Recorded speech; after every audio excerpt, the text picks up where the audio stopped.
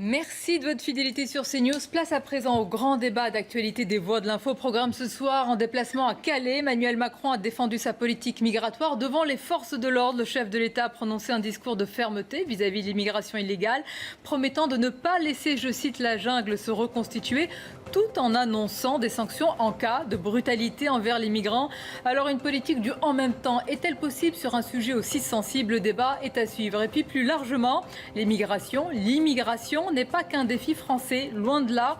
C'est un défi européen. Alors comment font nos voisins? L'Allemagne a-t-elle changé de braquet depuis sa politique d'ouverture initiée par Angela Merkel? Et que faut-il penser de la politique en Pologne, Hongrie ou Autriche?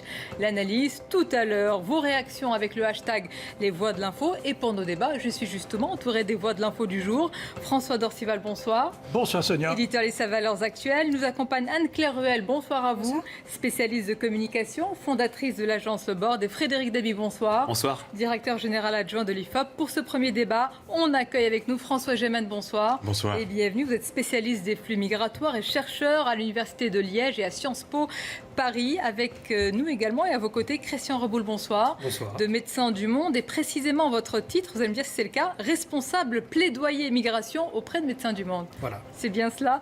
Alors Calais, c'est la ville symbole de la crise migratoire et un point de passage souvent obligé pour tout président de la République qui engage en tous les cas une réforme sur le sujet. Quelle est précisément la situation sur place depuis le démantèlement de ce qui a été appelé la jungle? On écoute en tous les cas déjà la promesse du chef de l'État sur cette jungle. Tout est fait pour que le passage illégal vers le Royaume-Uni ne soit pas possible. Calais n'est pas une porte d'entrée dérobée vers l'Angleterre. Et je veux être ici très clair. Cela continuera à être le cas. En aucun cas, nous ne laisserons ici se constituer ou se développer des filières illégales. En aucun cas, nous ne laisserons ici se reconstituer une jungle ou une occupation illégale du territoire.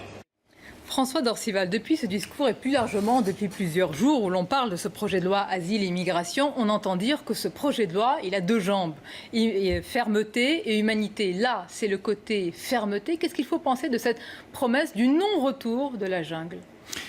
La phrase la plus forte aujourd'hui, l'expression la plus forte qu'on retiendra, c'est « en aucun cas », ce qu'il a répété plusieurs fois. En aucun cas, nous ne permettrons pas la reconstitution des filières illégales. En aucun cas, nous n'autoriserons Calais à être une porte dérobée vers l'Angleterre. Alors, le projet de loi sur l'immigration, il correspond très très bien à ce qu'il a toujours dit, c'est-à-dire si je veux pouvoir accueillir les demandeurs d'asile qui sont des demandeurs d'asile, eh bien, il faut que d'autre part, on soit ferme sur l'immigration clandestine. Je rappelle que l'immigration clandestine, en réalité, c'est toute l'immigration. L'immigration légale, elle n'est pas concernée par ce type de législation. En revanche, l'ensemble de l'immigration clandestine, ce sont les migrants, et c'est pour ça qu'il y a ce débat. Christian Reboul, l'exécutif assure que la situation s'est améliorée à Calais ces derniers temps, même si évidemment ce n'est jamais stabilisé. Il y aurait quelques 500 à 600 migrants, essentiellement venus de la Corne de l'Afrique, l'Éthiopie, Érythrée, et puis il y a aussi l'Afghanistan. Est-ce que vous confirmez déjà ce chiffre de 600 migrants alors qu'ils étaient plusieurs milliers il y a encore quelques mois avant ce démantèlement? C'est à peu près les estimations que l'on a. On peut parler de 600 personnes, mais on voit tout de suite les proportions. 600 personnes, 65 millions d'habitants.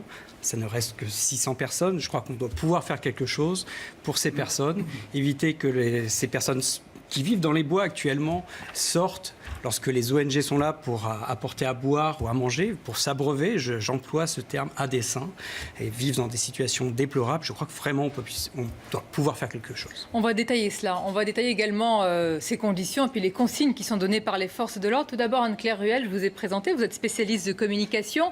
Toujours dans ces déplacements, il faut faire la part des choses entre la politique qui est annoncée, défendue par un gouvernement, et c'est normal, et puis la part de communication. Il y a beaucoup de caméras. On va voir tout à l'heure des séquences où le président parle avec des migrants, parle avec des bénévoles. Cette part de communication, elle est intégrée aujourd'hui. Toujours, même si le fond, c'est la forme qui remonte à la surface, et comme disait Victor Hugo, donc c'est jamais très loin de ces idées de communication. Moi, ce qui m'intéresse ici, c'est qu'il y a eu un discours qui était extrêmement musclé d'un côté.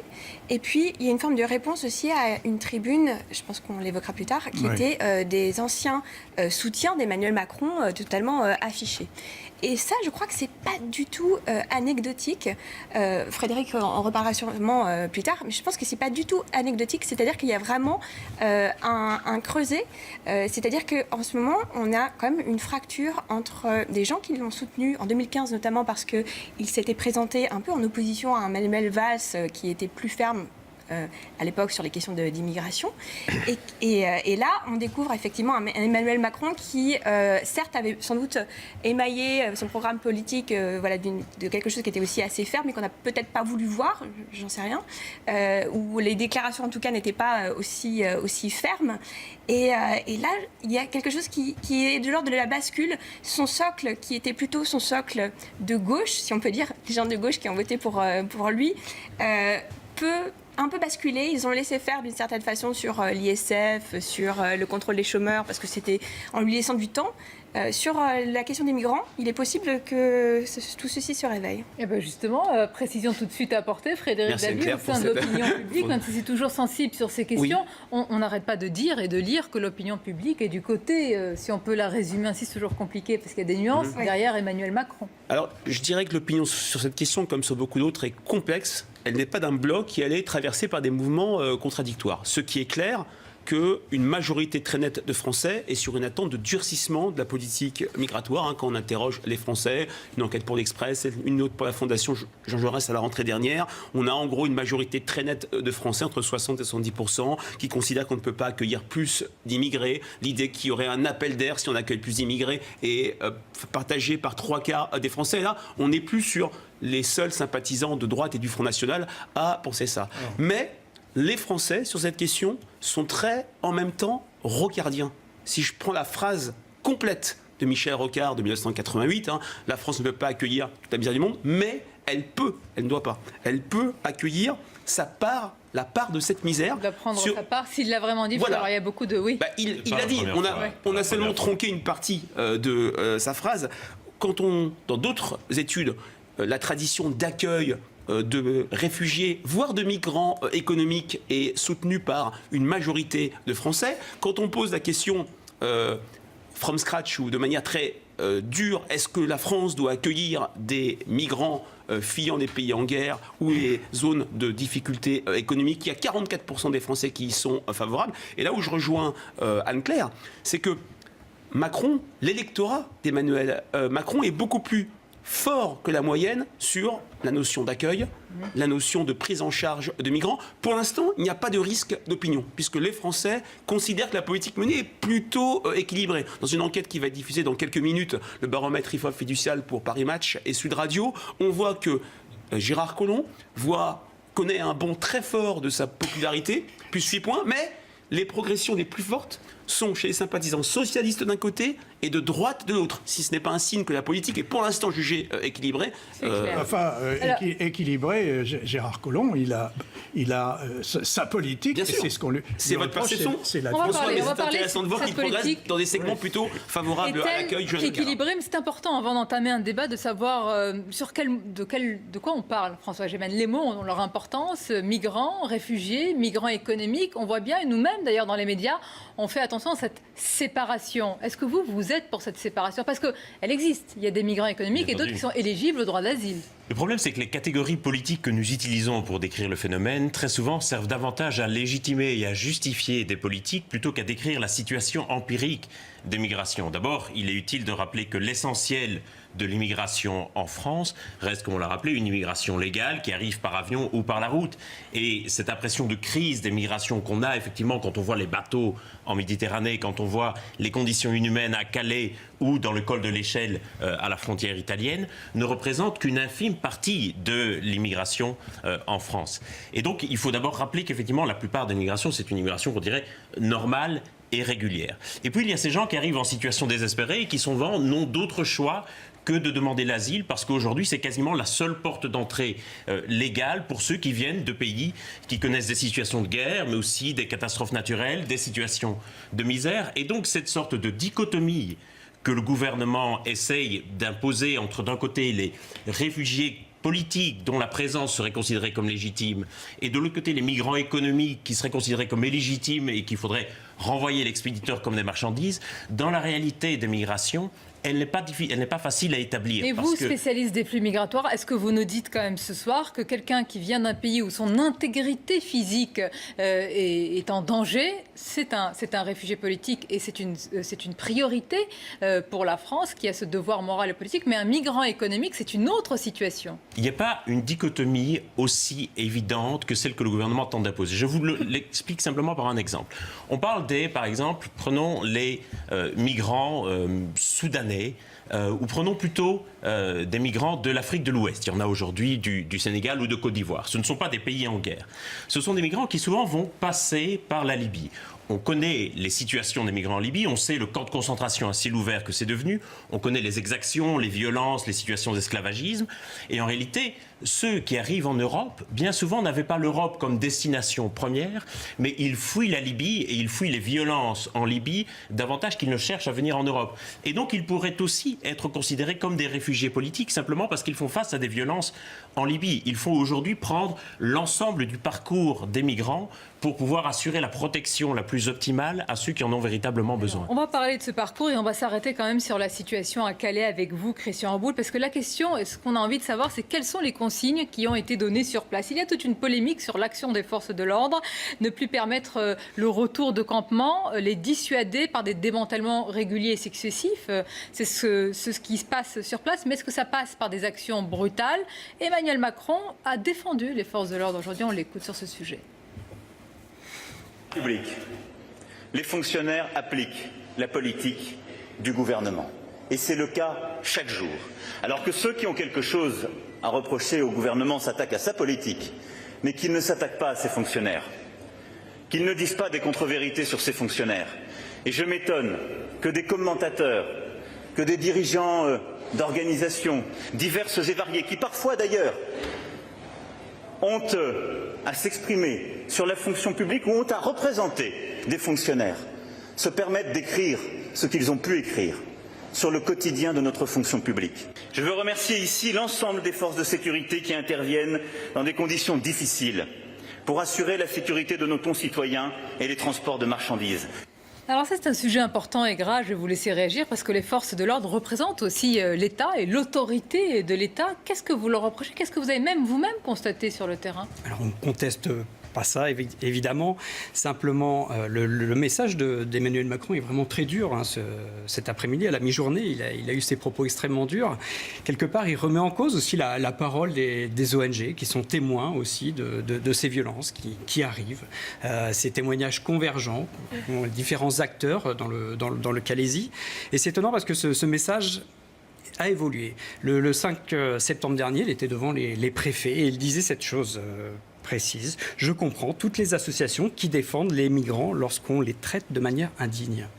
Donc voilà, suite à ce discours important, il avait diligenté une enquête auprès de l'inspection générale de la police nationale. Elle a rendu ses conclusions le 23 octobre. Je vous laisse la lire. Simplement, je vous cite quelques passages. Il apparaît donc plausible que ces événements ont eu lieu. Qu'il ait fait usage abusif des gaz lacrymogènes pour perturber la distribution. Moi, je n'y vois pas de contradiction parce que Emmanuel Macron tout à l'heure a précisé que s'il y avait violence, elles devaient être sanctionnées, mais qu'elles ne sont pas du tout systématiques, qu'elles ne sont pas organisées. C'est ce qu'a voulu dire le chef de l'État. Et je vous pose la question, vous dites qu'il y a différentes ONG, associations, on les décrit, et ce n'est pas du tout une remise en cause, c'est une question, on les décrit comme des associations pro-migrants. Est-ce qu'elles n'ont pas... j'allais dire, toutes le même discours, justement, peut-être un peu tendancieux? Non, alors, les propos du président ont d'abord commencé par cette remise en cause et ensuite à apporter cet élément de fermeté. Quant aux ONG pro-migrants, enfin, Médecins du Monde, si vous voulez, dans notre mission sociale, on s'occupe d'abord des personnes en grande précarité. Et il se trouve qu'en France, il y a pas mal de personnes migrantes qui sont dans la précarité. Et donc, on s'intéresse évidemment aux personnes migrantes à Calais, sur la frontière italienne, mais aussi ailleurs, en Algérie ou en Amérique centrale. Donc, on a aussi cette vision globale. Mais c'est ce discours extrêmement dur qui nous a étonnés. Encore une fois, il s'agit de 600 personnes. Il y a des solutions. Effectivement, et ça a relié aussi avec ce que vous avez dit précédemment sur cette idée de dichotomie quand on voit sur la forme. C'est-à-dire qu'on a un devoir de nuance d'une certaine façon. Quand on parle des associations, on a l'impression qu'il y a la distinction entre les associations qui sont financées par l'État et les associations qui ne seraient pas financées par l'État et qui ne seraient pas respectueuses de la loi. C'est un petit peu la même chose que la définition entre Attendez, mais François Dorcival, est-ce qu'on peut poser une question sans évidemment jamais remettre en cause votre travail, mais est-ce qu'on peut se demander s'il n'y a pas des associations qui ont tendance à défendre, et c'est votre rôle, mais avoir un discours finalement qui peut-être brouille un peu la réalité? Si vous voulez, nous on soigne, on oriente et on alerte les pouvoirs publics lorsqu'on est témoin de situations problématiques et on renvoie vers le droit commun parce que, encore une fois, Médecins du Monde n'a pas à se substituer à l'État. Ce que vous dites là, à ce plateau, à l'instant, ne peut pas être contesté. En revanche, ce que le président de la République a dit à l'ensemble des associations, vous avez une immense responsabilité. Une immense responsabilité, c'est quoi? C'est éventuellement de favoriser, de stimuler, d'accompagner les filières illégales. Je réfute cela. Vous réfutez. Vous le réfutez, mais c'est évidemment cela que le président de la République a dit. J'ajoute que sur les fonctionnaires, de quels fonctionnaires parle-t-il? Certes, des fonctionnaires des forces de sécurité, mais aussi de tous les fonctionnaires qui sont chargés de l'accueil, du traitement, de l'examen des... Vous dites 600, non, des 100 000, des 120 000, des 150 000 demandeurs d'asile et de tous ceux qui, finalement, arrivent sur ce territoire à travers ces filières illégales qu'il dénonce. On va laisser Christian Robol-Régis. Je voudrais juste aussi entendre François Gemelle, parce que vous devez nous quitter à 18h sur ce sujet particulier. Sur ce sujet particulier, soyons clairs, c'est un très mauvais procès fait aux associations que de les accuser d'être responsables de la situation à Calais. Le premier responsable de la situation, c'est d'abord l'État et l'incurie dans laquelle il laisse développer la situation avec des conditions d'accueil qui sont inhumaines. Et puis surtout, c'est la politique migratoire de la Grande-Bretagne et ce sont les accords du Touquet. Et donc le vrai test, ça va être après-demain, lors de la renégociation de ces accords, parce que quand le président dit Calais n'est pas une porte d'entrée vers l'Angleterre, on est dans le registre de la fake news. Je suis désolé. Calais est à une trentaine de kilomètres des côtes anglaises. Tant que Calais restera géographiquement situé à cet endroit et tant que l'Angleterre restera une destination attractive pour les migrants, forcément Calais restera un point de passage. Et ce n'est pas les soins qui sont apportés par les associations qui essayent d'apporter un minimum de conditions humaines qui vont créer ce qu'on appelle un appel d'air. Là encore, c'est un concept venu de l'extrême droite qui a envahi le débat public. Cette idée de l'appel d'air est complètement absurde. Le président de la République est d'extrême droite, donc on arrête le débat. Non. Je ne dis pas ça, je dis simplement un certain nombre de concepts qui structurent le débat aujourd'hui sont directement apportés de l'extrême droite. Cette idée d'appel d'air n'a aucun sens. Xavier Bertrand, on avait parlé dès 2015 et Emmanuel Macron a repris exactement les mêmes termes sur la frontière anglaise qui ne doit pas être à Calais. Maintenant, dans le discours qu'on vient d'entendre, il y a quand même un sous-texte politique qu'il ne faut pas négliger. Il y a quand même une catégorie, les fonctionnaires d'une manière générale, qui ont eu le sentiment d'être très peu écoutés depuis le début du quinquennat, suppression du jour de carence. Ils ne sont pas touchés par les hausses de pouvoir d'achat liées à la baisse des cotisations salariales. Il y a eu la crise avec les militaires. Là, c'est une manière aussi, à peu de frais, de les revaloriser. Certainement, oui. J'ai juste une question. Quand on dit...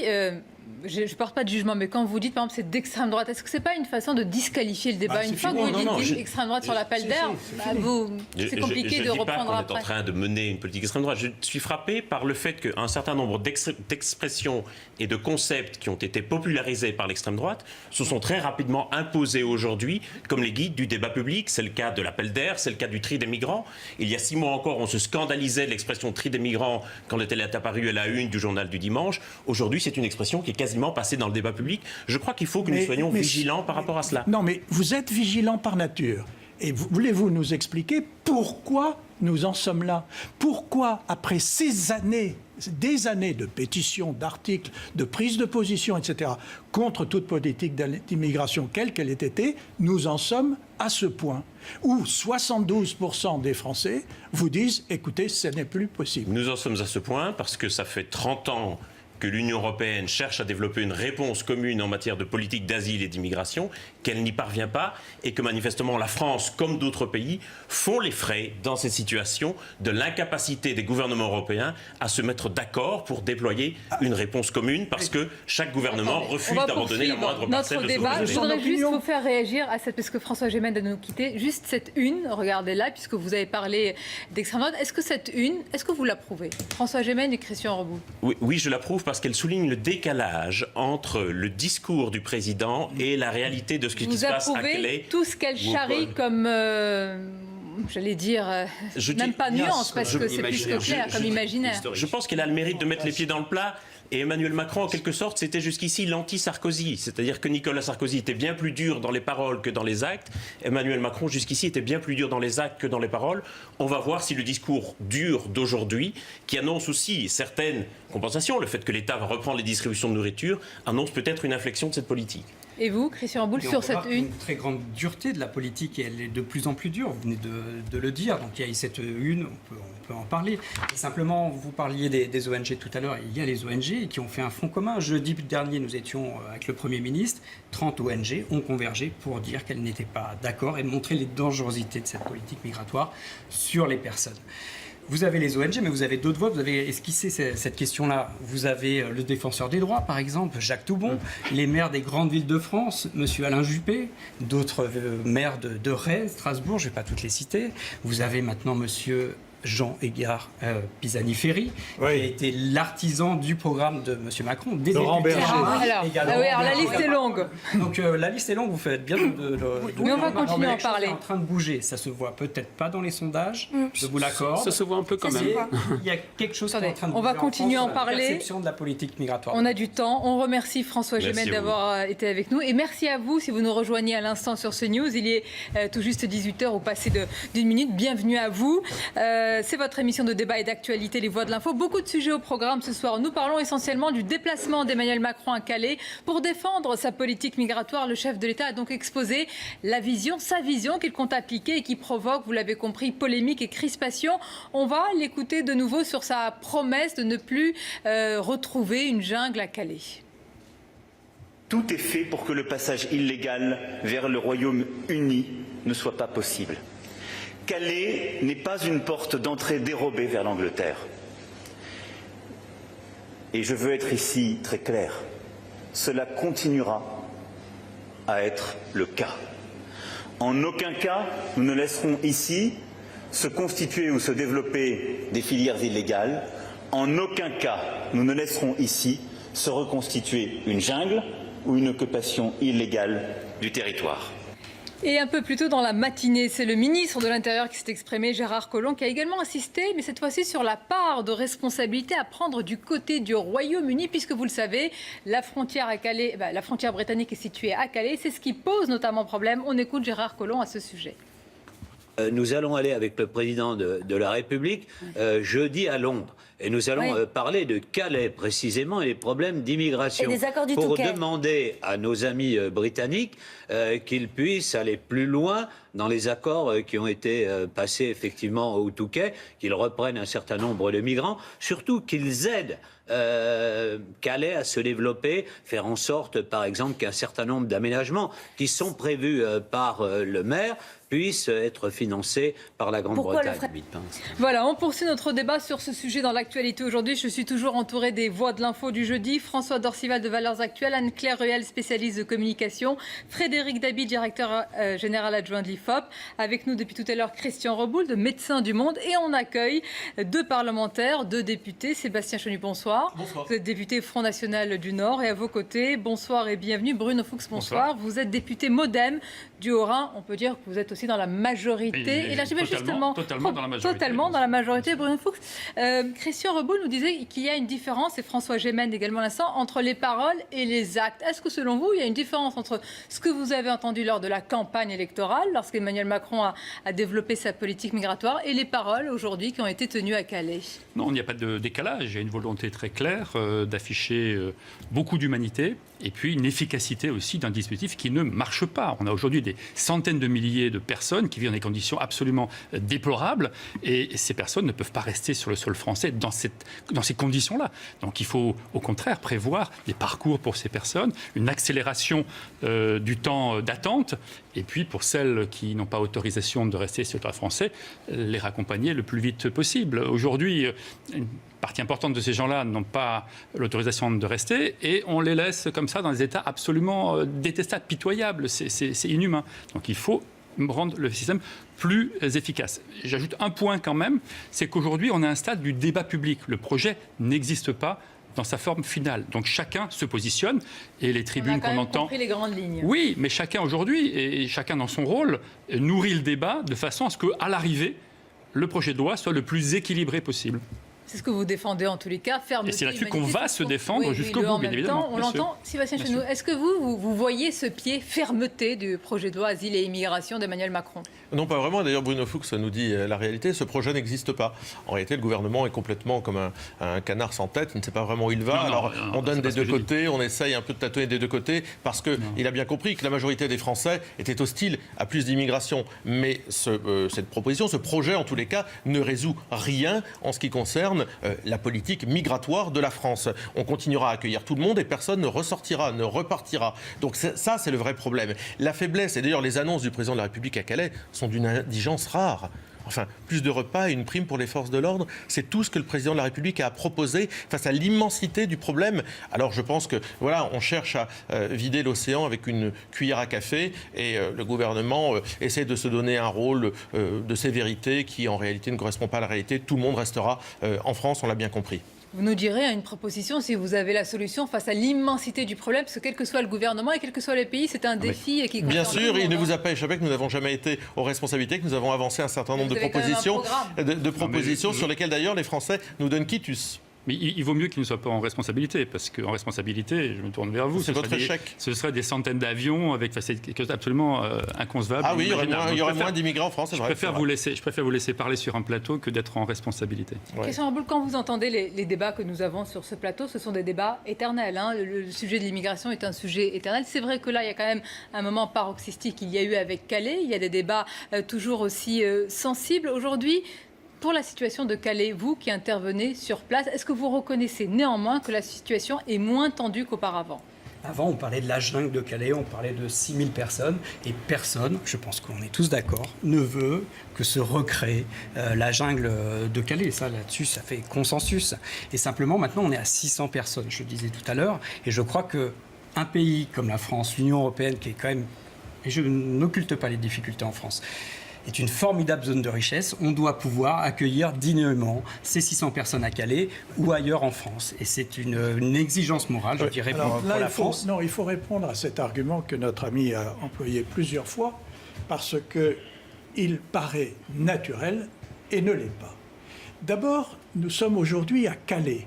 Mais il faut savoir que depuis qu'on a vidé et nettoyé la jungle de Calais, qu'est-ce qui s'est passé ? Naturellement, on a créé un certain nombre de petits Calais ailleurs. La Grande Sainte est évidemment une zone refuge, mais aussi Ouistreham désormais, où d'ailleurs manifeste un certain nombre de... On peut aussi citer Saint-Malo, Cherbourg, Le Havre, Dieppe... C'est-à-dire tout ce qui est porte d'entrée vers l'Angleterre.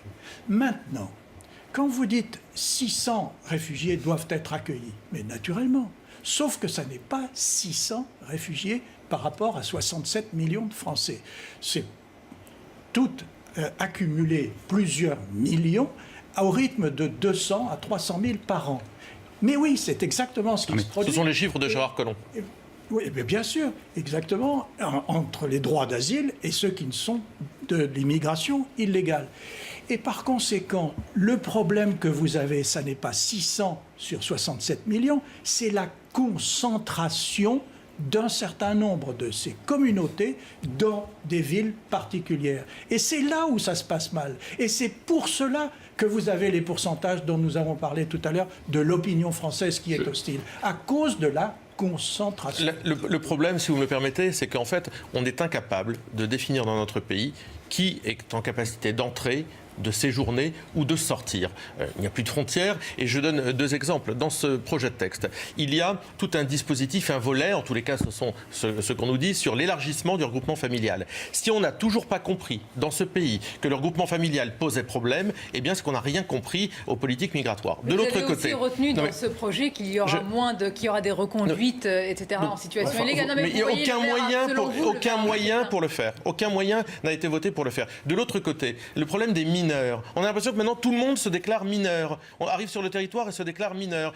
D'ailleurs, je note que le président du conseil départemental du Nord, dont je suis élu, qui est un des Républicains, a donné quitus à Marine Le Pen d'avoir souligné ce problème. 2 milliards, ça coûte par an aux Français. Tout le monde se déclare mineur. Cette présomption de minorité permet à des gens de se maintenir indûment sur notre territoire. Sur cette situation, il y aurait des personnes qui se feraient passer pour des mineurs pour pouvoir rester sur le sol. Des enfants qui arrivent à 16, 17, 18 ans, 19 ans, qui sont partis de chez eux, seuls, en quittant leur famille. Je parle pas de ça. Moi, je vais vous parler. Non, je vous parle des faux mineurs, monsieur. Oui, la demande a explosé, plus 100%.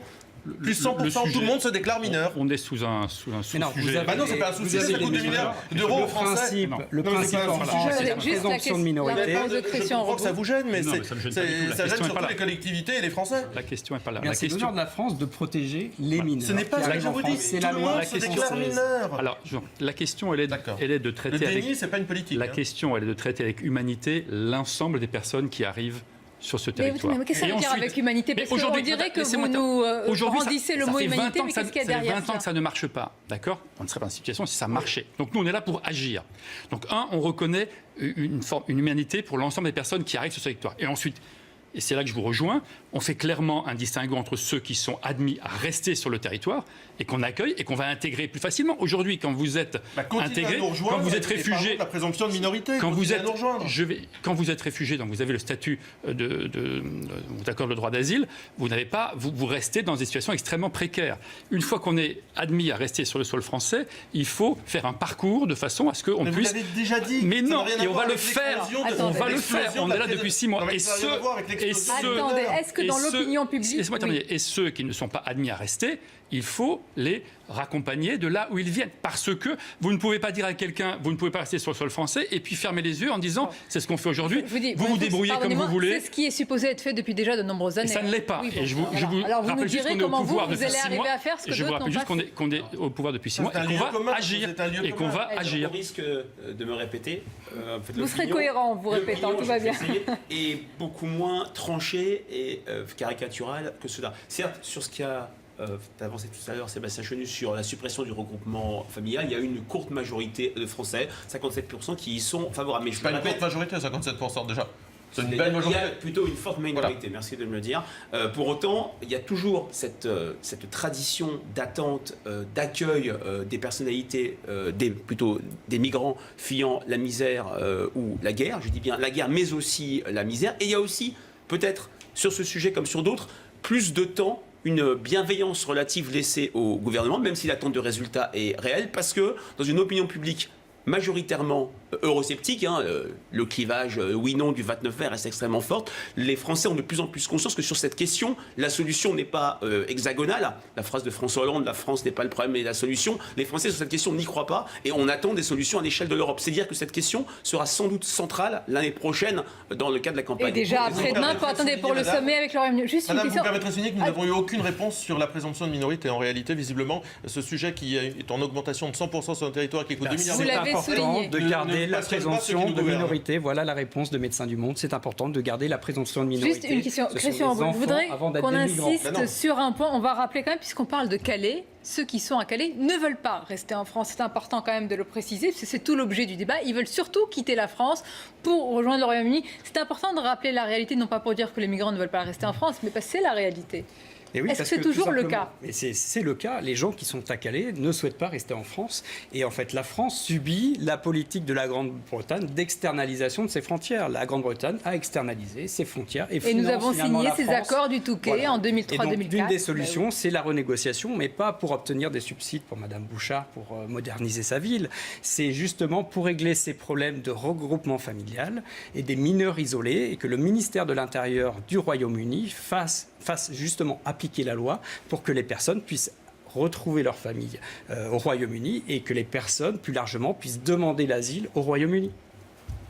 Vous avez dit juste les subsides, ça m'a interpellé pour Madame Bouchard qui est la maire de Calais, mais vous reconnaissez quand même qu'il y a eu un impact, parce qu'on le lit, on le voit en termes de chiffre d'affaires, de tourisme, et pardonnez-moi, j'emploie le mot d'image aussi. Non, mais pour nous, c'est pas l'enjeu, la modernisation de la ville de Calais. Non, mais c'est pas une seule modernisation. Très bien pour Madame. Il ne faut pas mépriser ce que supportent et subissent les Calaisiens. Personne, vous savez, on est là-bas, on est auprès des personnes dans les bois, dans les bosquets. Vous défendez les migrants, c'est une chose, ne méprisez pas les Calaisiens qui subissent. Vous dites ça avec une sorte de mépris et de condescendance. Il y a même des gens qui subissent ces politiques. Ce n'est pas mon propos. Les politiques que vous soutenez depuis des années et qui les vivent. Ah, monsieur représente une association. Oui, ce n'est pas mon propos. C'est un responsable politique. Si vous avez écouté le président, il ne faut pas mépriser la souffrance des Calaisiens. Ce n'est pas mon propos. C'est le président lui-même qui l'a annoncé. Je dis simplement que pour Médecins du Monde, l'enjeu, c'est autour des personnes migrantes et que c'est d'abord le regroupement familial, le changement de politique de la Grande-Bretagne qui solutionnera certaines situations à Calais. C'est exactement ce qu'a dit le président de la République en allant négocier avec Mme Mathilde. Oui, on verra quelles seront. Parce que négocier les accords du Touquet, ça ne va pas se faire en un claquement de doigts, même si le Brexit est en cours et acté. Oui, quelqu'un avec de toute façon la solution sur ce plateau, ça serait depuis très longtemps, étant donné qu'effectivement, ça fait plus de 30 ans que le. En tout cas, ceux qui sont responsabilités. Par contre, ce qu'on voit bien avec votre discours, c'est qu'Emmanuel Macron a réussi à renvoyer la droite à son extrême droite, si j'ai envie de dire. Rien d'extrémiste dans ce que nous proposons, chère madame. Et donc, du coup, à polariser un petit peu effectivement le débat par rapport à ça. Attendez, qu'est-ce qui est extrémiste dans l'idée de savoir qui entre, qui sort et qui se maintient dans notre pays? Vous pouvez m'expliquer ce qu'il y a d'extrémiste dans ce discours? Je vous dénie cet argument. Qu'est-ce qu'il y a d'extrémiste à savoir qui rentre dans notre pays? Ce que je vois, c'est qu'effectivement, c'est une tendance de l'opinion, Frédéric Dabi l'a souligné, mais il y a aussi l'opposition entre l'opinion et la société civile que vous représentez, qui est aussi un peu... Une majorité des Français souhaite qu'il y ait moins d'immigration dans notre pays. Je regarde juste du point de vue d'Emmanuel Macron, pour ce qui est de ces risques d'opinion à venir, c'est peut-être aussi l'arrivée d'une prochaine église Saint-Bernard, par exemple, avec une médiatisation d'un événement qui pourrait faire tache d'huile sur la question, en termes de risque d'opinion. C'est tout à fait intéressant. C'est tout à fait intéressant parce que, en réalité, c'est probable ce genre d'action, étant donné que les églises, lieux d'asile, etc.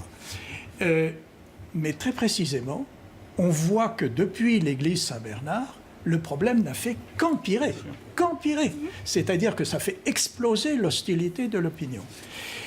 La question que je me pose, et d'une certaine façon, je vous la pose à vous, qui êtes donc dans la majorité, est la suivante. En effet, on voit des mouvements d'interpellation, de pétition, sur la gauche de la majorité d'Emmanuel Macron, donc la majorité En Marche. Quelle est la réalité de ce fractionnement à l'intérieur de la majorité? Ou bien le projet de loi sera-t-il voté comme attendu par l'essentiel des députés En Marche? Et vous-même. Il y a deux sujets que vous abordez là. Le premier, il est celui de la capacité à intégrer en France. En France, on a un migrant pour plus de 1000 habitants, alors que dans les pays scandinaves, on est à 1 pour 100. Donc on voit bien que c'est aujourd'hui la méthode, la façon dont on a d'intégrer qui ne fonctionne pas. Puisque vous ne dites pas assimiler? J'ai dit intégrer. Non, vous ne dites pas assimiler? J'ai dit intégrer. Oui, donc vous ne dites pas assimiler. Mais oui, il ne dit pas assimiler, puisqu'il y a un débat entre intégration et assimilation. Voilà. Tout le monde n'est pas pour l'assimilation. Bon, ça, c'est le premier sujet. Donc on voit bien que la méthode ne fonctionne pas et qu'aujourd'hui, on pourrait faire beaucoup mieux en France. C'est la capacité d'intégration qui ne fonctionne pas et pas le nombre. Et du coup, le nombre, aujourd'hui, fait débat, mais c'est la capacité à intégrer. Alors, vaste défi, parce que si vous voulez aussi... On arrive et on va essayer de s'atteler à cette question-là avec un projet de loi qui va arriver écrit pour le mois de février et débattu à l'Assemblée. Il y a une question, parce que depuis tout à l'heure, vous dites humanité, on peut parler aussi d'hospitalité, de générosité. C'est important dans notre pays. Vous avez parlé de l'Église, on a entendu ce qu'a dit le pape, mais je voudrais qu'on écoute Monseigneur Michel Aupetit. C'est le nouvel archevêque de Paris. Il était ce matin sur Europe 1. Voici ce qu'il dit. Nous, notre rôle, c'est d'accueillir les personnes, puisque justement le chrétien doit avoir un regard particulier sur les personnes. C'est exactement ce que nous avons à vivre. Et nous ne posons pas la question. C'est comme le médecin, si vous voulez, il ne pose pas la question de savoir si c'est un étranger quand il le soigne, si c'est un bandit, si c'est un brave homme. Il le soigne, c'est tout, parce qu'il est malade. Eh bien, c'est la même chose. Quelqu'un est devant notre porte, nous lui ouvrons la porte, tout simplement. Sébastien Chenu, est-ce que vous êtes sensible à cela, je veux dire, même dans une tradition chrétienne? Moi, je suis très sensible à l'idée de la générosité parce que je pense qu'elle doit évidemment s'exprimer d'abord pour nos compatriotes. Elle doit d'abord s'exprimer pour nos compatriotes qui souffrent. C'est évident que si on dit à nos compatriotes, moi je suis dans une ville dans laquelle il y a des problèmes de ce type, si on dit aux Françaises et aux Français, comme d'habitude, faites de la place, voilà des gens qui arrivent, vous pouvez comprendre que nos compatriotes vont souffrir davantage et ils en souffrent davantage. Donc nous ne pouvons pas accueillir aujourd'hui une pression migratoire aussi importante que celle que vous évoquez. Nous ne pouvons pas, nous ne pouvons plus. Merci, c'est complet, nous l'avons déjà dit. De l'autre côté, non, mais c'est pour ça que cet argument de la sensibilité, faire passer pour des salauds, celles et ceux qui considèrent qu'il faut qu'il y ait des règles, qu'elles soient respectées et qu'on ne peut pas accueillir des immigrés économiques, qui se font passer pour des demandeurs d'asile, parce que c'est ça aussi le problème. Le détournement, le contournement du droit d'asile, on le voit bien, tout le monde arrive, mais personne ne repart. Enfin, les Albanais, vous pouvez m'expliquer, est-ce que l'Albanie est un pays en guerre? Alors, c'est un pays on va laisser la réponse. Attendez. Qui connaît la situation? C'est d'Albanais qui ont le droit d'asile. Il y a 6% Bruno Fuchs. Attendez. Bruno Fuchs. Attendez. Attendez, on va écouter sur ce sujet.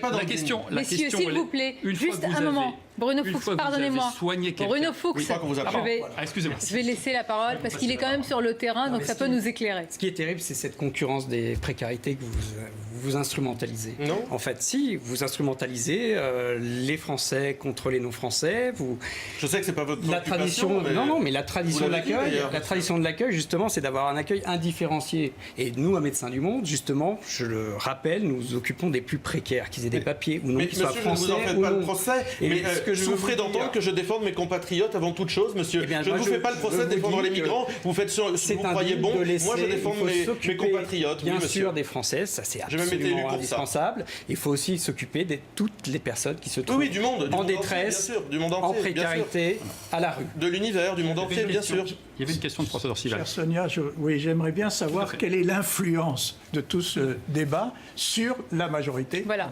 Et on finira par cette question politique. Aujourd'hui, dans un débat public, et donc le texte est en train d'être structuré, en train d'être écrit. Et chaque intervention, une tribune dans Le Monde cet après-midi, va certainement ou peut-être influencer sur le texte. Est-ce que ça va vider le texte ce qui va se passer, c'est qu'on va avoir un débat. Aujourd'hui, le débat est très libre, on le voit bien ici, on le voit dans la majorité, il est assez libre. Et là, on est chacun sur des convictions personnelles ou politiques, il est libre. Et à l'arrivée, il y aura un texte, je vous le dis, qui va être équilibré et qui sera voté par la majorité, j'espère assez largement, mais qui sera équilibré. Et c'est parce qu'il sera équilibré qu'il sera voté. Merci. En tous les cas, on a pu entendre vos différentes sensibilités sur un sujet qui est particulièrement délicat et sensible, et également votre vision et votre expérience de terrain. Merci à vous tous. Merci aux Voix de l'Info. Restez avec nous sur CNews. Le débat se poursuit. Invité dans quelques instants. Il connaît la région. C'est le député du Pas-de-Calais, Daniel Fasquelle, député Les Républicains. On parlera de Calais, des migrants, mais également des Républicains. Au menu, à tout de suite.